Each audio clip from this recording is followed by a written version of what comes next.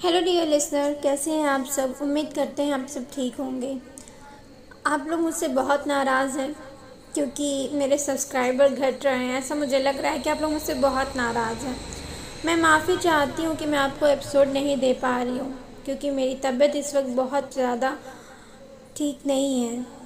मैं चाहती हूँ कि मैं आप लोगों को एपिसोड दूँ, बट मैं मेंटली बहुत ज़्यादा डिस्टर्ब हूँ। बट कोशिश करूँगी कि आपको एपिसोड दूँ। चलिए शुरू करते हैं। याशिका युवा माइन। अब आगे। शिवांश जैसे ही जाने को हुआ, याशिका ने कहा मम्मा, और बेड से उठी तो उसके सामने एक आदमी खड़ा था जिसकी बैग याशिका की तरफ थी। याशिका डर रही थी कि कौन है ये। याशिका ने लंबी सांस ली और कहा, कौन है आप।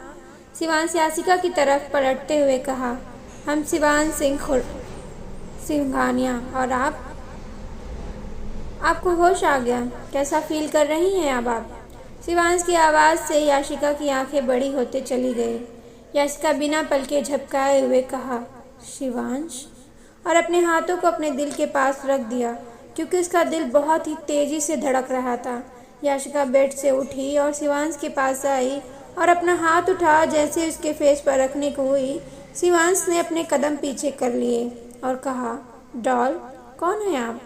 शिवांश की आवाज़ से याशिका कुछ सुकून की सांस लेते हुए अपनी आंखें बंद कर ली और कहा, याशिका। शिवांश ने याशिका को देख रहा था क्योंकि याशिका की आवाज़ उसे उसकी लूना की याद दिला रही थी। याशिका ने अपने कदम आगे बढ़ाया और शिवांश के फेस पर अपने हाथ रखते उसे महसूस कर रही थी। उसकी आंखें आंसुओं में डूबी हुई थी। याशिका ने एक झटके में शिवांश के गले लग गई और अपने हाथों को उसके चारों तरफ लपेटते हुए सुकून की सांस ली। याशिका का इस तरह शिवांश के करीब आना शिवांश के दिल की धड़कन को बढ़ा रहा था। याशिका उसके अंदर खो जाना चाहती थी। उसे यकीन हो गया था कि यही उसका शिवांश है। तभी शिवांश ने लंबी सांस ली और कहा, लूना। शिवांश का इतना कहना था कि याशिका की दिल की धड़कन एक पल के लिए धड़कना ही भूल गई। उसका यकीन सच में बदल गया। याशिका खुशी से पागल हो रही थी। उसकी सांसें बहुत ही तेज चल रही थी। इससे पहले याशिका शिवांश से कुछ कहती, उसके सामने राहुल का चेहरा घूम गया। राहुल ने सिर्फ उसे हाथ लगाया था तो शौर ने उसे मौत के दरवाजे पे खड़ा कर दिया था। अगर उसे शिवांश के बारे में पता चला तो वो शिवांश को जान से मार देगा। याशिका की खुशियाँ पल में गायब हो गई। उसका फेस पीला पड़ गया। शौर का भयानक चेहरा उसके सामने घूमने लगा। डर से उसकी रूह कांप गई। याशिका एक झटके में शिवांश से दूर हो गई और कहा, सॉरी, हमें लगा आप, और जल्दी से पीछे मुड़ गई। याशिका का इस तरह बिहेव करना शिवांश को अजीब लगने लगा था। शिवांश आगे बढ़ा और याशिका के बाजुओं को पकड़ उसे अपने सामने किया और कहा, आप लूना है ना। कहिए ना आप लूना हैं, क्योंकि आपकी आवाज़ और मेरी लूना की आवाज़ एक जैसी है। ये कोई इंसिडेंट नहीं हो सकता और आपका हमें गले लगाना हमें वही सुकून दे रहा है जो सुकून हमें अपनी लूना से बात करने पर मिलता था। आप मेरी लूना है ना। बोलो ना याशिका, आप लूना है ना। याशिका शिवांश से नज़रें चुराते हुए कहा, नहीं, मैं कोई लूना नहीं, मैं याशिका हूँ। शिवांश पागल हो रहा था। उसकी आंख लाल हो रही थी और उसकी पकड़ याशिका की बाजुओं पर कसती जा रही थी। शिवांश ने याशिका के बाजुओं पर अपनी पकड़ कसते हुए उसे अपने करीब किया और उसकी आंखों में देखते हुए कहा, आप मेरी लूना हैं। कहिए ना आप मेरी लूना हैं। आपकी आवाज़ की वजह से मैं आपको सड़क से उठाकर यहाँ लेकर आया क्योंकि मेरी लूना की आवाज़ आपकी आवाज़ जैसी है। बोलो ना। शिवांश इतना पागल हो गया कि उसे अपने पागलपन में यह एहसास ही नहीं हो रहा था कि वो याशिका को जख्म दे रहा है। याशिका ने उससे अपने आप को छुड़ाने की कोशिश कर रही थी, लेकिन शिवांश वो तो एक साइको की तरह पेश आ रहा था। याशिका ने पूरी ताकत लगा शिवांश को अपने आप से दूर झटक दिया और खींच के एक थप्पड़ उसके गालों पे लगा दिया और कहा, नहीं हूँ मैं लूना, मैं याशिका हूँ। तब जाकर शिवांश जो होश में आया और उसके कदम पीछे हो गए और अचानक से अपने घुटनों पे बैठ गया। याशिका थप्पड़ मारने के बाद अपने कांपते हाथों को देख रही थी। उसकी आंखें उसके दर्द को छुपा नहीं पा रही थी। याशिका ने अपने आप से कहा, आपकी लूना ने आप पर हाथ उठाया।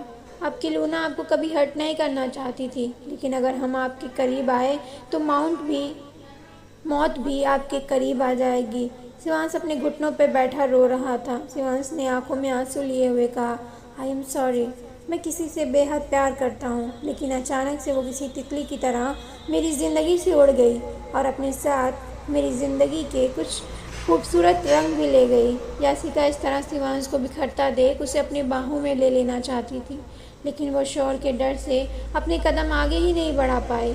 याशिका शिवांश के पास गई और कहा, आई एम सॉरी।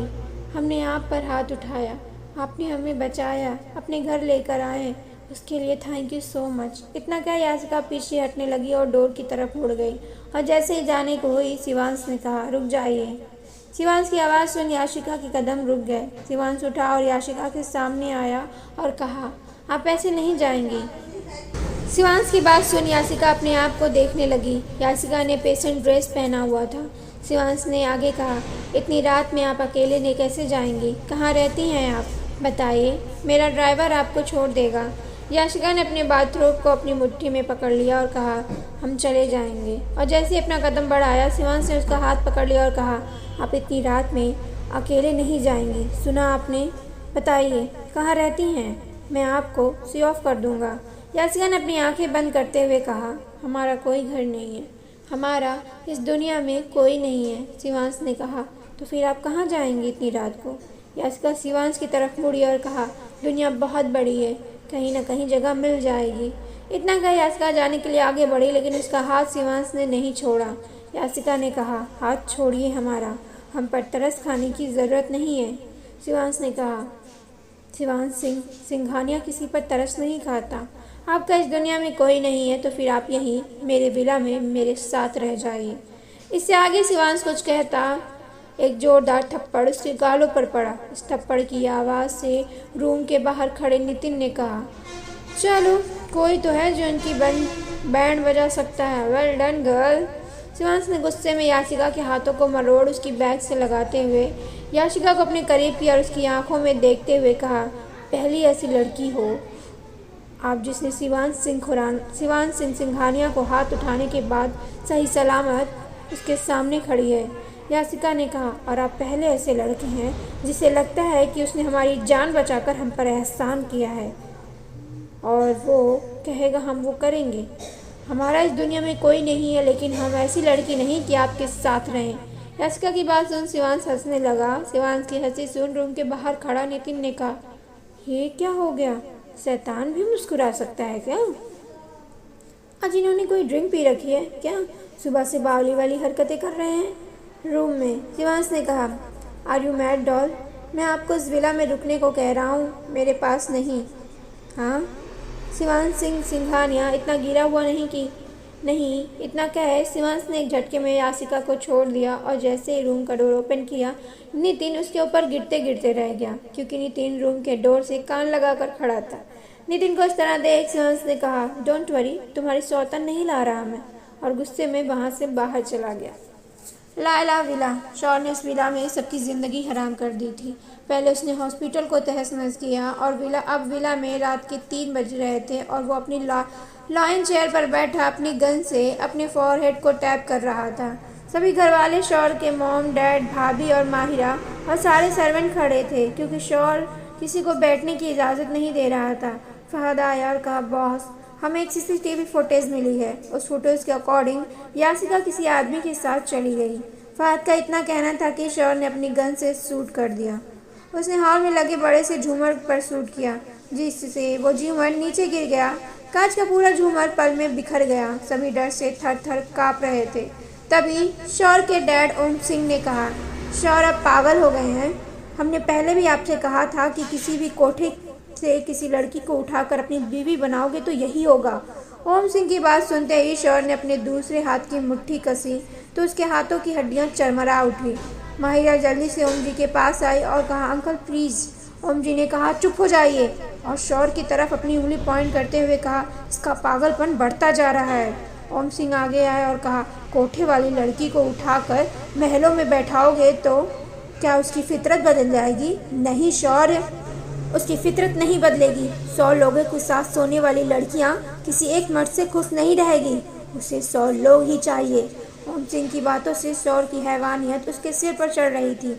उसकी लाल लाल आंखें सभी लोगों की जान उनके हलक में ला चुकी थी। फहद डर से काँप रहा था क्योंकि वो अच्छे से जानता था कि शौर ने हॉस्पिटल को बर्बाद करने से पहले एक बार भी नहीं सोचा तो वो अब ओम सिंह के साथ क्या करेगा, ये कोई अंदाज़ा भी नहीं लगा सकता।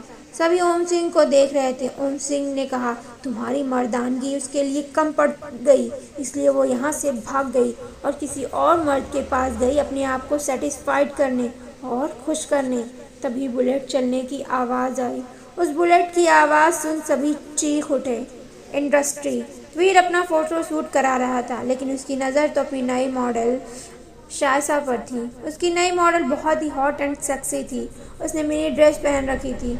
उसकी लेंथ उसके थाई से ऊपर थी और उसका नेक इतना डीप था कि उसका चेस्ट साफ साफ दिखाई दे रहा था और वीर की नज़रें उसके थाई पर थी। उसकी नज़रों में हवा साफ साफ दिखाई दे रही थी। उसने सामने खूबसूरत लड़की को देख उसके मुंह से लार टपक रही थी। सासा ने जैसे ही अपनी आंखें तिरछी कर देखा, वीर ने अपनी नज़रें हटा ली और ऊपर से नीचे देखने लगी, लेकिन उसकी आंखों की हवस को नहीं छुपा सका।